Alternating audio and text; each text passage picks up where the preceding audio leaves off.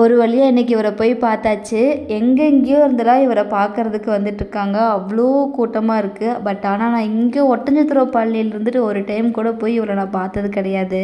நிறையா டைம் நினச்சிருப்பேன், நிறையா time plan போட்டிருப்போம். அட்லீஸ்ட் ஒரு டைமாவது போய் ஒரு இடத்துக்கு போயிட்டு வந்துடணும் அப்படின்னு சொல்லி. பட் ஏதோ ஒரு ப்ராப்ளம்னால அந்த பிளான் எல்லாமே கேன்சல் ஆயிரும்.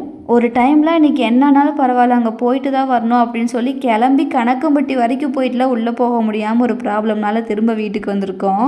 ஸோ இவர்கிட்ட வேண்டிக்கிறது நடக்குமா நடக்காதா அதெல்லாம் எனக்கு தெரியல. பட் நிறைய பேர் சொல்லி கேள்விப்பட்டிருக்கேன். நிறைய இடத்துல இவரோட ஃபோட்டோஸ் பார்த்துருக்கேன். இங்கே போயிட்டு வந்தால் கொஞ்சம் பாசிட்டிவாக இருக்கும் நம்ம லைஃப்பில் அப்படின்னு சொல்லி சிலர் சொல்லியிருப்பாங்க, கேள்விப்பட்டிருப்போம்ல. அந்த தெய்வம் நினச்சாதான் அந்த இடத்துக்கு நம்ம போக முடியும் அப்படின்னு சொல்லி அந்த மாதிரி தான் இருந்துச்சு எனக்கு இந்த டைம். ஸோ எப்படியோ ஃபைனலாக அங்கே போய் திருப்தியாக சாமி கும்பிட்டு அவரோட இடத்துல கொஞ்ச நேரம் உட்காந்துருந்துட்டு அப்படியே உள்ளேயே சாப்பாடும் போட்டாங்க. சாப்பிட்டு வந்தாச்சு. நாங்கள் ஒரு 7 மணிக்கு மேலே ஈவினிங் போயிருந்தோம். அவ்வளோ ரசாலாம் இல்லை, கொஞ்சம் ஃப்ரீயாக தான் இருந்துச்சு. சாமி கும்பிட சாப்பிட எல்லாமே. உள்ளே போகும்போது இன்ஸ்டாவில் வர கணக்கு முட்டாய் டீலக்ஸ் முட்டாய் அந்த அண்ணாவை பார்த்துட்டு போனேன். பட் வெளியே வரும்போது அந்த அண்ணா இருந்தாங்க, மிட்டாய் இல்லை டைம் ஆனங்காட்டி தீர்ந்துருச்சு அப்படின்னாங்க. தட்டோட வாங்கி சாப்பிட்டு கிளம்பியாச்சு. நெக்ஸ்ட் வீடியோவில் பார்க்கலாம். டாட்டா பாய்.